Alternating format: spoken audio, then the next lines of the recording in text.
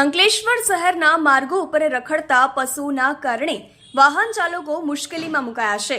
અડીંગો જમાવીને બેઠેલા પશુઓના કારણે ટ્રાફિક જામની સમસ્યાની સાથે અકસ્માતની ભીતિ પણ સેવાઈ રહી છે.